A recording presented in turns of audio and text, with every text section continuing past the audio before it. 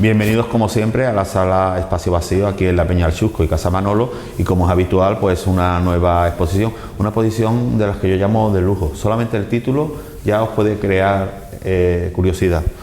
Fructuoso Fugitivus, tras la celosía, el refugio de San Fructuoso, exposición académica, seminario reglense del Monacato Español de 2024, nada más y nada menos que de la Universidad de Granada y el Ayuntamiento de Chipiona, pero el que nos las trae es un chipionero, es Antonio Ramos, arqueólogo y profesor de la Universidad de Granada y también director de los seminarios reglenses Monacato, pero qué mejor que sea él que nos explique esta magnífica exposición que nos trae por segunda vez, ya es la segunda vez que expone. Nos trajo una primera que se llamaba Una ventana con vista, que estaba totalmente dedicada a Chipiona y sobre todo al santuario de Regla. Bueno, y esta es pues más de lo mismo, pero con un tema muy chipionero que probablemente muchos de los que nosotros, yo mismo, desconocía. Así que mejor que darle la bienvenida a Antonio Ramos y que nos cuente en qué consiste esta magnífica exposición. Bienvenido, Antonio. Muchas gracias, Mamé. Pues yo encantado de nuevo de estar aquí, como dice la segunda exposición que traemos aquí de esta materia, y quiero aprovechar para agradecer en primer lugar al colectivo Espacio Vacío y a este establecimiento de la Peña del Chusco, Casa Manolo, pues este ofrecimiento, el poder estar aquí en esta magnífica sala de exposiciones con mucha tradición en el pueblo y muy conocida. Y encantado de nuevo de estar aquí y agradeceros las disposiciones y los ofrecimientos. Pues estamos dispuestos a que nos explique un poco de lo que hay aquí, porque esto es una maravilla. Y vuelvo a decir, una maravilla. Pues me alegro muchísimo de que os guste, la verdad. Para eso se ha hecho, ¿no? Para que atraiga la materia. Y bueno, realmente la iniciativa de la exposición es un producto, Los seminarios reglenses, como las exposiciones que surgen en su seno, son un producto del proyecto de investigación, innovación y desarrollo titulado Chipiona, lugar de memoria, que desarrollamos desde la Universidad de Granada. Un proyecto de investigación básica que está interesado en aplicar las nuevas metodologías de investigación histórica, tanto desde la arqueología, como fue el caso de estos descubrimientos que estaban a la vista, ¿verdad? Pero no estaban descalificados, por decirlo de alguna manera, y no solo desde la arqueología, sino también desde la filología de las fuentes escritas, que tienen mucho que decirnos. El resultado, digamos, más general de este proyecto de investigación es una nueva historia de Chipiona, una nueva historia que choca frontalmente con la historia, como en tantos casos, ¿verdad? Y en tantos pueblos choca con la historia tradicional y oficial que hace comenzar nuestra historia con la concesión de la Carta Puebla a finales del siglo XV. Bien, la exposición en concreto es un producto de transferencia social, es decir, de traslado a la sociedad de los resultados de investigación, que no se queden recluidos en el ámbito académico, sino que salgan donde tienen que estar, en el pueblo quien financia en última instancia todas estas actividades. Y la exposición pues tendrá una itinerancia por la Universidad Española y por otras entidades culturales, como fue el caso de la primera exposición, de manera que se va a convertir en una embajadora, como fue en el primer caso, de Chipiona por toda la geografía. ¿Y el asunto histórico realmente de esta exposición cuál es? Pues, si en la primera exposición traíamos una visión general de los nuevos descubrimientos, pues ahora, con esta exposición, iniciamos ese itinerario histórico con los orígenes de este lugar de monasterio. Los orígenes, es decir, estaríamos orígenes del Monacato en Regla y también del propio pueblo de Chipiona, porque allí en Regla donde se encuentra la Chipiona antigua, no en nuestro casco histórico. De manera que la exposición pues, nos ilustra sobre estos orígenes históricos y que estaríamos hablando de mediados del siglo VII en el apogeo del reino visigodo de Toledo. En el cartel el primer texto que viene es Fructuoso Fugitivus. Yo hasta el último verano que hicimos el curso, yo no sabía quién era San Fructuoso, así que mucha gente me imagino que le pasará lo mismo. Evidentemente, ni yo lo sabía hace unos años, me encontré de pronto con él, obviamente. Pues Fructuoso fue un monje perteneciente a la aristocracia goda, a la aristocracia, a la nobleza de sangre. Un hijo de una familia emparentada con la realeza goda, de manera que fue un personaje eclesiástico, pero marcado políticamente desde su nacimiento por su ascendencia social. De manera que la historia viene por el hecho de que cuando sube al trono el rey Chindasvinto, que es conocido por haber ejecutado la purga política mayor conocida en el reino visigodo de Toledo, es decir, fue contra toda la aristocracia disidente y contraria a su reinado, metió en prisión, mató, torturas, etc. De manera que Fructuoso, como muchos de sus congéneres, se convierten en fugitivos políticos que están muy vigilados por todo el poder de Chindasvinto, ¿no? Y por toda su policía secreta, etc. De manera que Fructuoso, como digo, como muchos congéneres de su estirpe, pues se fugan del país, se van al país de los francos, precisamente a la Narbolense, al sur de Francia. Tierra, por otra parte, oriunda del pueblo visigodo, ¿no? Del poder político visigodo. Pues bien, Fructuoso se convierte en un fugitivo que pretende fugarse del país por vía marítima. Su tierra monástica madre, que es el interior de León, en el Bierzo, pues de ahí a la subida del poder de Chindasvinto y viendo todo lo que estaba acaeciendo con su familia y con sus congéneres, pues pretende embarcarse en un mercante extranjero, de estos que frecuentan la costa gallega en aquellos momentos, que son francos, del país de los francos, enemigos del poder visigodo, pero esos mares están muy vigilados, y el viaje de Fructuoso se frustra.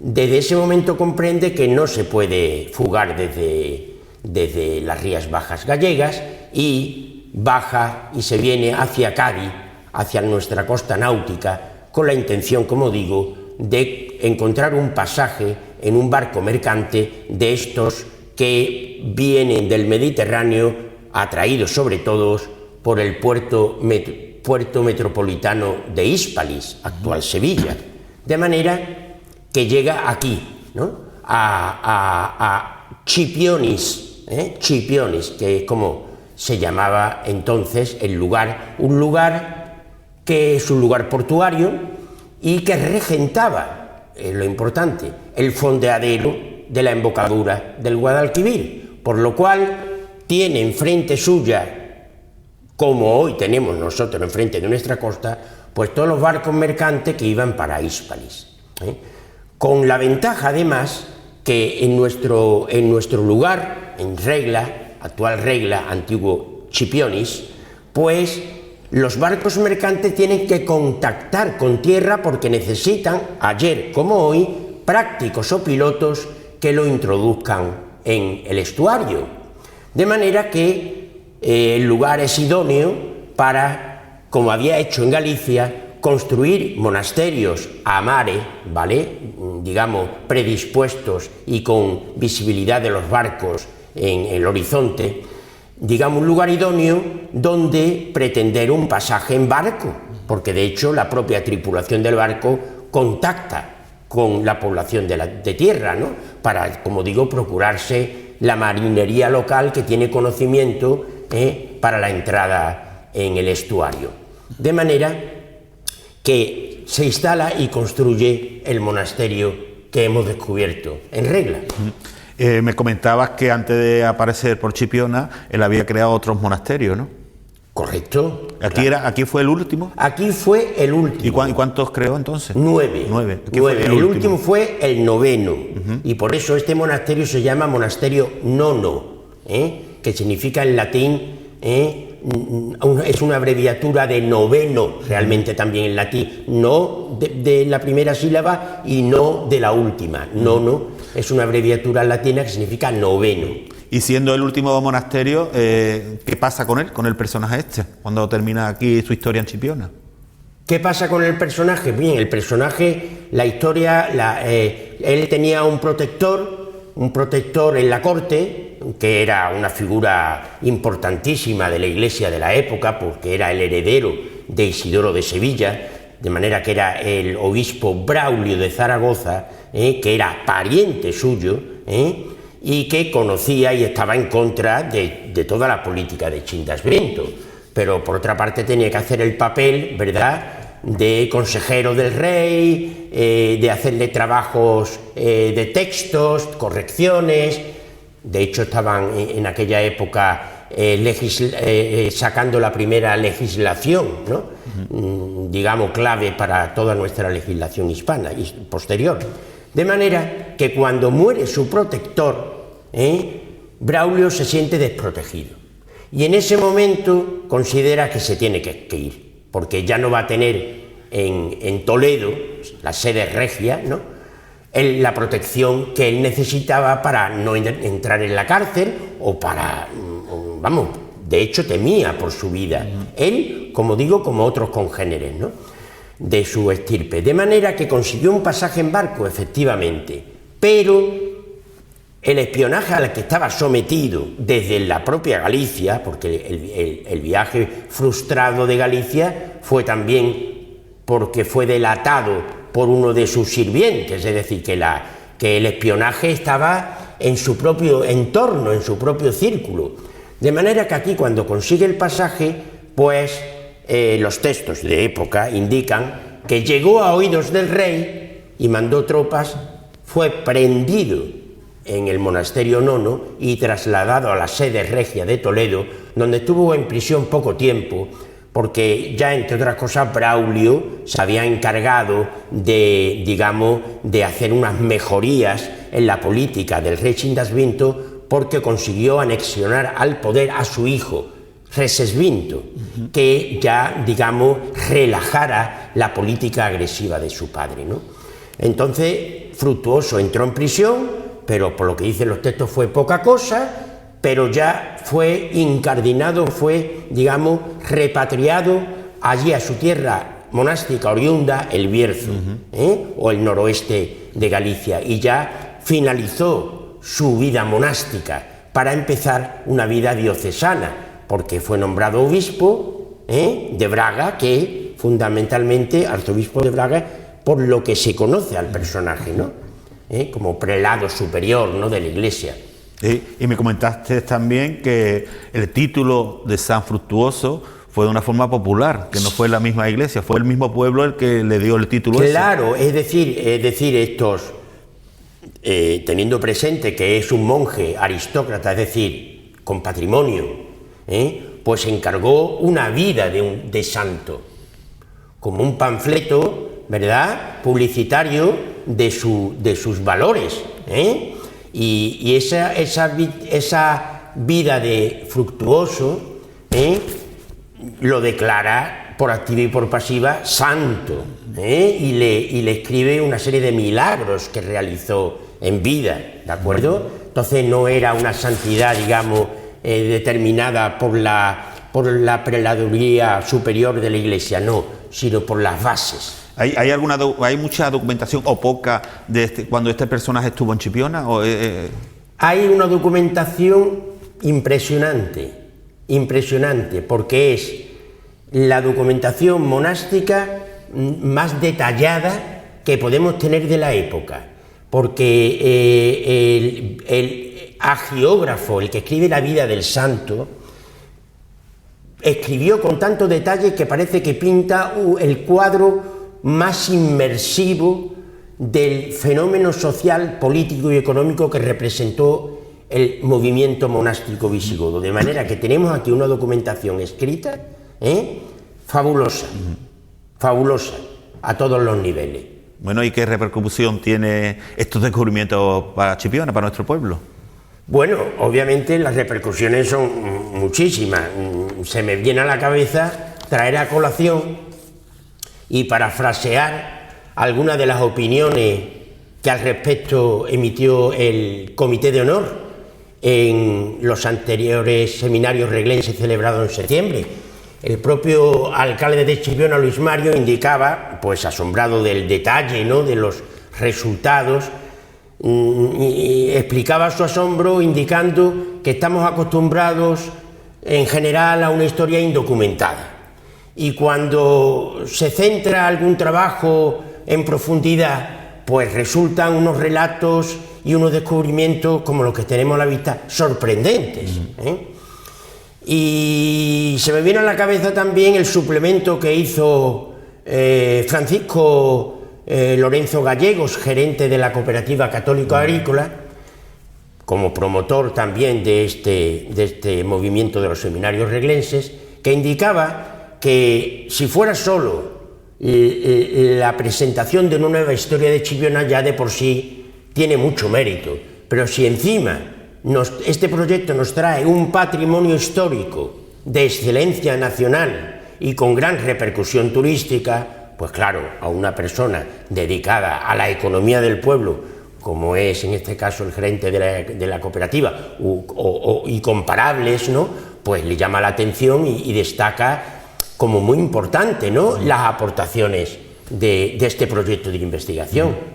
Otro de los temas importantes de esta exposición es la iglesia visigoda. ¿Cómo va ese asunto? Bueno, si te refieres a la puesta en valor de cara a la visita turística, pues las instituciones no han realizado nada al respecto todavía, ¿eh?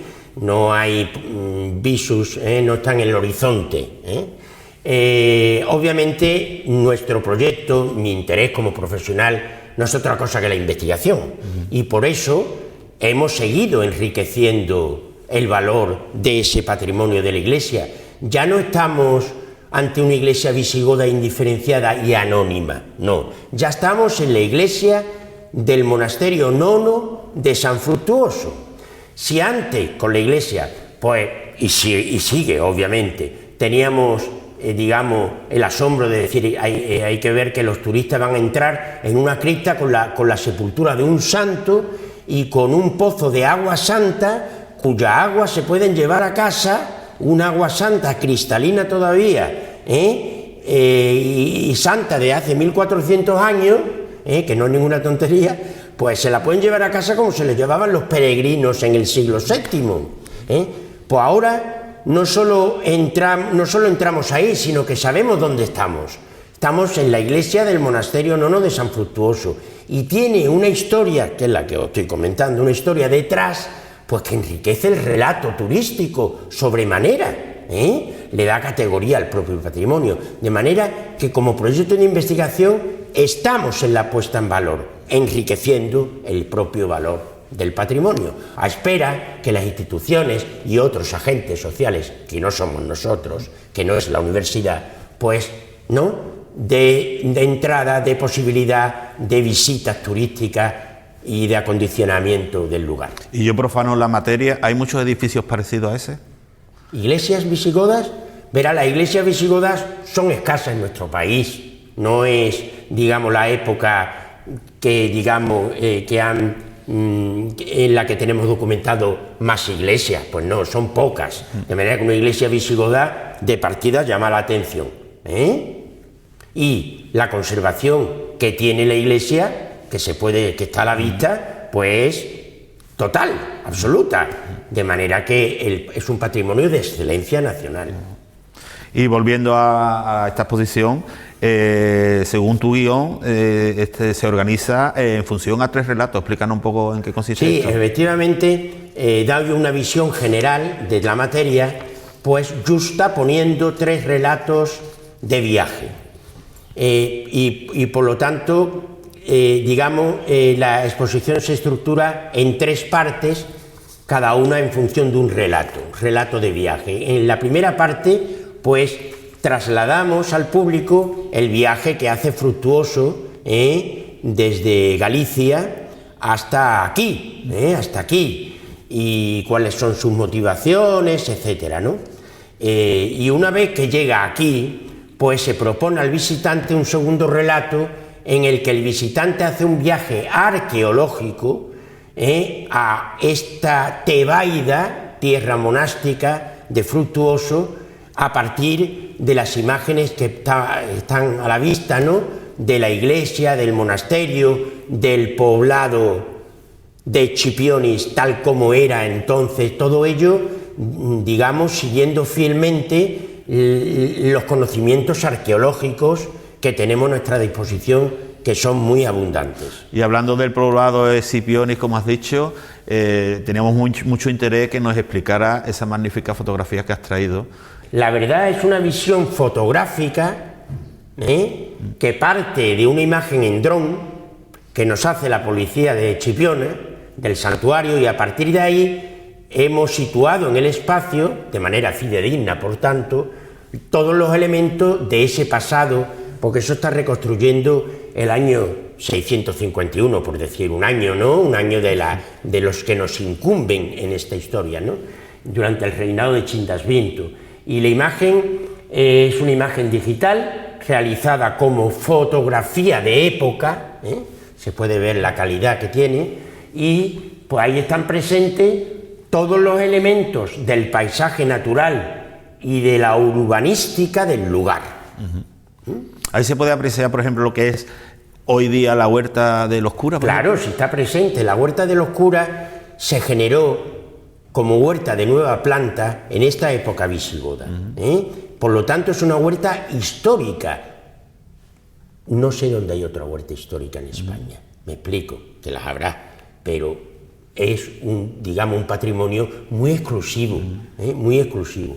La huerta existía ya en época visigoda porque el corazón de toda huerta es su sistema hidráulico. ¿De dónde saca el agua? Normalmente un pozo, ¿correcto? Bien, y aquí tenemos un pozo. Pero el pozo es suplementado en una época determinada, que es al comienzo de la llegada de la administración árabe, con toda la población magrebí que viene, pues el pozo es suplementado, que se sacaba agua del pozo con un cigüeñal en época visigoda, pues que está ahí reproducido, pues se suplementó con una noria de sangre encima del pozo, una aceña o noria de sangre, de esta que el animal no da la vueltecita y saca el agua, ¿verdad? Pues bien, esa noria de sangre o aceña es de época andalusí, como seguramente del propio siglo VIII. De manera que el pozo que tenemos debajo, que es un pozo obviamente antiguo, un pozo ancho, grande, pues es anterior a la aceña, por estratigrafía arqueológica simplemente. De manera que por eso data a la huerta de la época del pozo, y por lo tanto como muy reciente de época visigoda, sino antes. Cuando Fructuoso llegó aquí, al poblado de Chipiones, seguramente hubiera ya experiencias hortelanas u hortícolas aquí en regla, pero claro, esta huerta de nueva planta grande es ex novo, es una obra nueva, que aprovechaba sin duda las experiencias previas, de manera que la Huerta de los Curas tiene sus orígenes. Bueno, y cuando se ha excavado últimamente, a unos años, el cementerio que hay al lado a los pies del humilladero, ¿ese sería el cementerio del poblado de Escipión? Efectivamente, ese es el poblado, es anterior. El cementerio es un cementerio, y como cementerio la propia palabra indica que es un lugar de enterramiento cristiano. Si no, no se llamaría cementerio, se llamaría de otra manera, necrópolis, por ejemplo, en época clásica, ¿no? O pagana. Pero en época, digamos, si se entierran cristianos, ese lugar de enterramiento se llama cementerio. Pues aquí aparecen ya, en ese cementerio, aparecieron en la época de los agustinos inscripciones cristianas del siglo V, estamos en el VII, es decir, que ahí se enterraban los cristianos desde los comienzos de la cristiandad en Chipiona, que es muy antigua porque es comparable a la de Hispalis. Hispalis, en los centros urbanos de Hispania, el cristianismo entró digamos, entró tempranamente. Pues claro, Chipiona, que es antepuerto de Hispalis, pues venía toda la influencia del Mediterráneo. De manera que el cementerio es cristiano y es anterior a la época visigoda. El cementerio se continúa en época visigoda y posterior en época mozárabe, de manera que las sepulturas indican todas estas etapas del lugar de enterramiento. Bueno, si quieres resaltar algo, porque yo me llevaría una hora hablando más contigo, pero no sé si se queda algo de lo que tú querías hablar y no te he preguntado. No, yo creo que está completo. Si no tienes ninguna pregunta más, pues yo muchas, pero tampoco tendremos mucho tiempo. Bueno, pues esta exposición se puede ver hasta el 6 de abril. No perdérsela, porque esta exposición va a recorrer muchos sitios y lugares de España, así que claro, si tenemos el lujo de tenerla en Chipiona, pues acercaros por aquí. Antonio, muchas gracias por contar con nosotros. Pues muchas gracias a ustedes por todo.